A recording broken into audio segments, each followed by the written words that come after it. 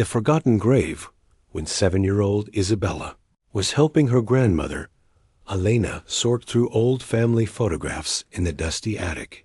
She was chattering happily about school and her upcoming birthday party. But when Elena handed her a faded, black and white photograph of an old cemetery from the 1940s, Isabella's cheerful voice died mid-sentence. She stared at the image with growing recognition, her small finger tracing a path to a weathered headstone barely visible in the background, and whispered with chilling certainty, "That's where I was buried." Elena's hands trembled as she looked at the photograph her granddaughter was pointing to, a picture she'd never seen before, tucked away in a box of her late husband's belongings. The cemetery looked familiar, though she couldn't place it.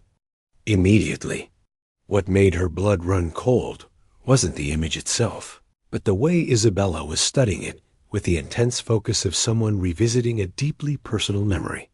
"What did you say, me Amor?" Elena asked, though she'd heard every word perfectly. Isabella looked up with those impossibly old eyes that had always seemed too wise for her young face. "I was buried there, Abuela, under the stone with the angel. On top. I remember because the angel had a broken wing, and I used to worry that she couldn't fly to heaven to check on me." Elena sank into the old rocking chair beside the window, her heart hammering against her ribs. Isabella had always been an unusual child, quiet, thoughtful, with an uncanny ability to sense things that others missed. But this was different. This was specific, detailed, and utterly impossible. "Isabella, you've never been buried anywhere. You're alive and healthy and sitting right here with me." Isabella nodded patiently, as if explaining something obvious to someone who was being deliberately obtuse. "I know I'm alive now, Abuela, but before I was Isabella, I was someone else. A little girl who got very sick and died when she was 8 years old." She turned back to the photograph, her small finger now pointing to a specific area of the cemetery. "I remember the funeral. There were so many flowers, white roses and yellow daisies. My mama cried so hard that Papa had to hold her up. And my little brother Miguel kept asking when I was coming home." Elena felt the room spinning around her. "Isabella, where did you hear these stories?" "I didn't hear them, Abuela. I remember them. I remember being in the hospital with the tubes in my arms and how hard it was to breathe. I remember Mama reading me stories, even when I was too tired to keep my eyes open." Isabella's voice grew, soft with sadness. "I remember the moment when everything went quiet and peaceful, and I wasn't sick anymore." The specificity of the details made Elena's skin crawl. This wasn't the vague fantasy of a child's imagination.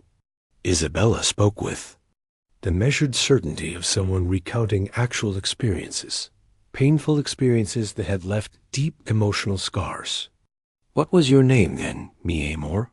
"Carmen," Isabella said without hesitation. "Carmen Esperanza Morales. I lived with my family in a little house with blue shutters near the church. Papa worked at the factory, and Mama took in sewing to help. With money." Elena's breath caught in her throat. She knew that name. Carmen Morales had been her neighbor's daughter, decades ago when Elena was just a young woman herself. The little girl had died of pneumonia in 1952, and the whole neighborhood had mourned her loss. Elena remembered attending the funeral, remembered the heartbroken family, remembered the small white coffin covered in flowers. But that was impossible. Isabella couldn't know about Carmen Morales. That story belonged to a different time, a different generation entirely. "Isabella, how do you know about Carmen?" Isabella tilted her head, considering the question with the seriousness of a scholar. "Because I was Carmen. I know it sounds strange, Abuela, but sometimes souls come back in new bodies, to finish things they didn't get to do the first time." She looked back at the photograph with longing. "I didn't get to grow up the first time. I didn't get to go to school, or learn to read properly, or help Mama with the baby that was coming. So I came back to do those things. Elena stared at her.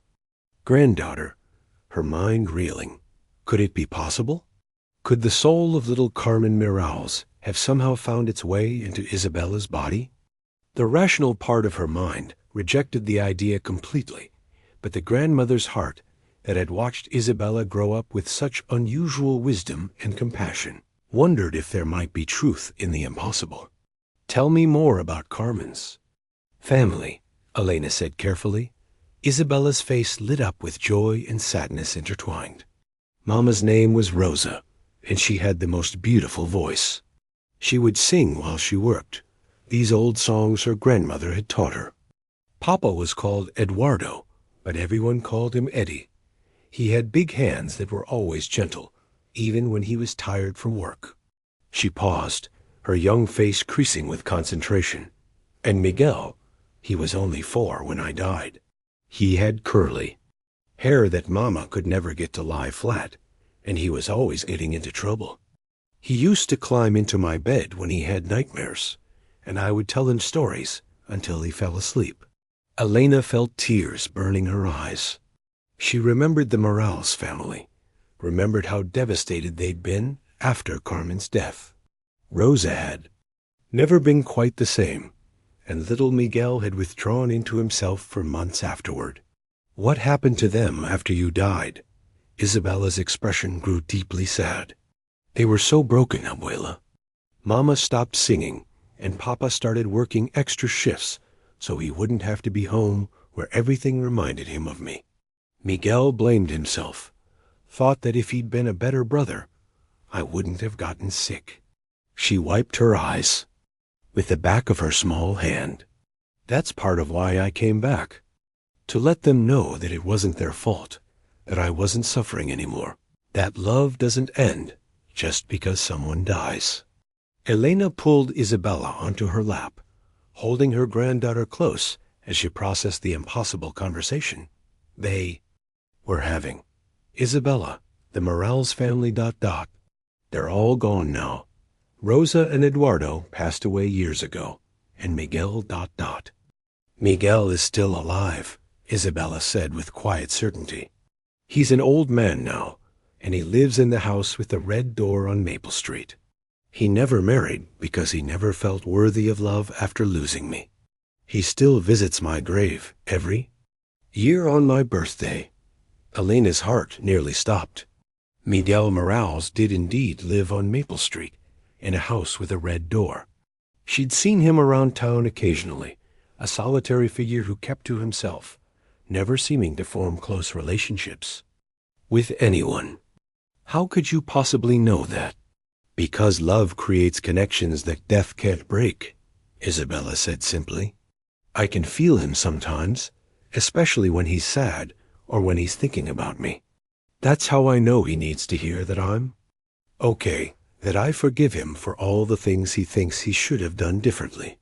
Over the following days, Elena found herself researching everything she could about the Miralles family and Carmen's death. She visited the old cemetery, finding the grave that Isabella had pointed to in the photograph. Sure enough, there was the headstone with the angel on top, its left wing chipped and broken, just as Isabella had described. The inscription read, "Carmen Esperanza Miralles, beloved daughter and sister, 1944 to 1952. Until we meet again in heaven." Elena stood there for a long time, staring at the small grave and trying to make sense of what was happening. Could her granddaughter really be the reincarnation of this little girl who had died over 70 years ago? Or was this some elaborate coincidence, some trick of memory and imagination? But as she knelt beside the grave, she felt a presence that seemed both familiar and comforting. The afternoon breeze carried the scent of roses, though there were no rose bushes anywhere nearby. And for just a moment, she could have sworn she heard the faint sound of a child's laughter, joyful and free. She returned home. Isabella was waiting for her in the living room, her small face serious with purpose. "You went to see my grave, didn't you, Abuela?" Elena nodded, not trusting herself to speak. "Did you feel me there? The part of me that's still Carmen?" I think I did. Isabella smiled, an expression of profound relief crossing her young features. Good. That means the connection is still strong enough. Abuela, I need you to help me with something very important. What is it, mi amor? I need to see Miguel. I need to tell him that I'm okay, that he doesn't have to carry the guilt anymore. He's been punishing himself for 70 years, and it's time for him to forgive himself and find peace. Elena felt a chill run down her spine. Isabella, I don't think that's a good idea. Miguel is an old man, and this might be too much of a shock for him. Please, Abuela. I can feel how much pain he's in. Every day, he wakes up wishing he could have saved me, wishing he could have been a better brother. But he was perfect, just the way he was. I need him to know that. The conviction in Isabella's voice, the mature understanding of grief and forgiveness, convinced Elena that this was something that needed to happen. Against her better judgment, she agreed to arrange a meeting. Miguel Morales was indeed living on Maple Street, in a small house that he'd maintained meticulously for decades. When Elena called and asked if she could visit with her granddaughter, he seemed puzzled but agreed. He was a man in his 70s now, with silver hair and kind eyes that held decades of unspoken sorrow. When they arrived at his house, Isabella took one look at Miguel and burst into tears, not the quick, hot tears of a frustrated child, but the deep, cathartic weeping of someone reuniting with a beloved family member after a long separation. Miguel, she whispered, and the way she said his name carried all the love and familiarity of a sister who had never stopped caring. Miguel stared at her in shock, his face going pale. Who are you? I'm Carmen, Isabella said simply, wiping her tears. I'm your sister Carmen, and I came back to tell you that you don't have to be sad anymore. Miguel sank into his chair, his hands shaking. That's impossible. Carmen died. When she was 8 years old, I was there. I saw. You saw me die, yes, but you didn't see what happened after. Isabella approached him with the confident stride of someone who belonged in his life. I went to a beautiful place where there was no sickness, no pain, no fear, and I was happy there, Miguel. I was at peace. She knelt beside his chair, taking his weathered hands in her small ones. But I could feel your sadness following me everywhere. I could feel how you blamed yourself, how you thought you should have been able to save me. So I asked if I could come back, just for a little while, to tell you the truth. Miguel's eyes filled with tears as he stared down at this impossible child who spoke with his sister's voice, who knew things that no one else could know. Carmen used to do that, he whispered. Take my hands just like that when I was scared or sad, because I loved you then, and I love you now, Isabella said gently. Miguel, you were the best brother anyone could ask for. You read me stories when I was too sick to read myself. You brought me flowers from the garden every day. You made me laugh even when I was in pain. She squeezed his hands tighter. My death wasn't your fault. You were just a little boy, and there was nothing you could have done to save me. The sickness was stronger than any of us, but it wasn't stronger than love. Miguel broke down completely, 70 years of guilt and grief pouring out of him in great, shuddering sobs. Isabella held his hands and let him cry, offering the same comfort she had given him as children when he'd had nightmares. I missed you so much, he whispered. I never stopped missing you. I know, and I missed you too. But Miguel, I need you to do something for me now. Anything. I need you to forgive yourself. I need you to stop punishing yourself for something. That was never your fault. I need you to find joy again, to make friends, to let people love you. Isabella's young voice carried the authority of someone who had seen beyond the veil of death. Because the love you're keeping locked away, that's what I came back for. That's what the world needs. They talked for hours, with Isabella sharing memories that only Carmen could have known, answering questions that had haunted Miguel for decades. She told him about the peaceful place where she'd gone after death, about the love that surrounded her there, about the choice she'd been given to return and help heal the wounds her death had left behind. "Will I see you again?" Miguel asked. As they prepared to leave Dot, Isabella considered the question seriously. "I don't know. I think this body, this life as Isabella, is temporary.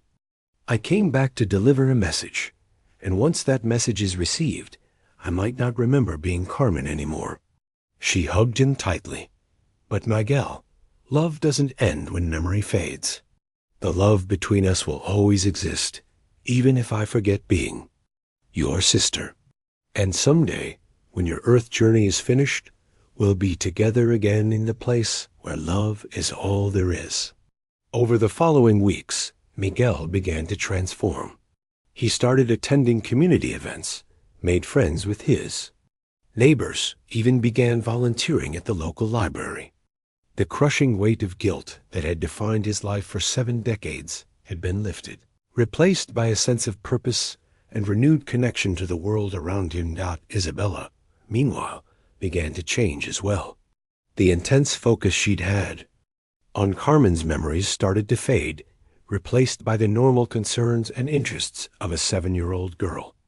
She still remembered being Carmen, but the memories became less vivid, less emotionally charged.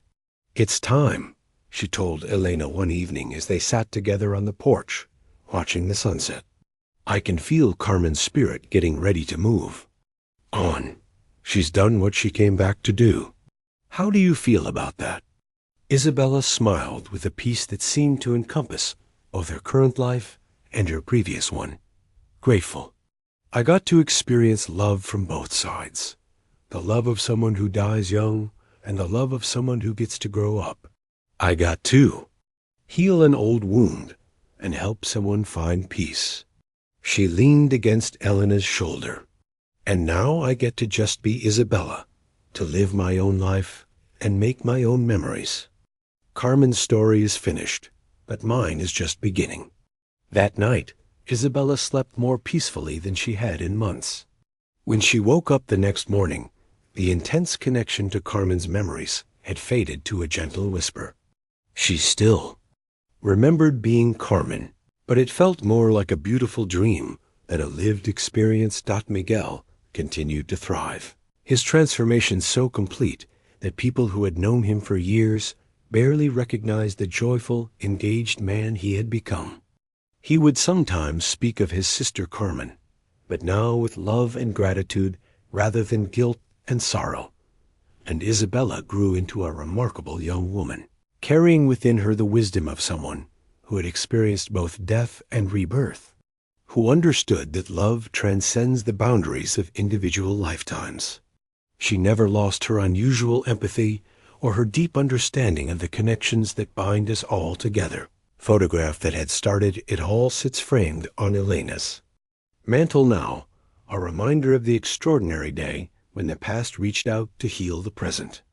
Sometimes, when the light hits it just right, Elena could swear she sees 2 little girls in the image.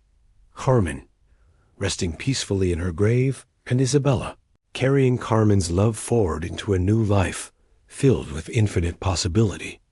Cemetery still stands, and Miguel still visits Carmen's grave on her birthday. But now he brings flowers not out of guilt, but out of love and gratitude for the sister who found a way to come back and set him free. And sometimes, when the wind is just right, he swears he can hear the sound of children's laughter carried on the breeze, the joyful sound of love that has transcended death itself. If Isabella's story moves you as deeply as it moves me, please subscribe to our channel.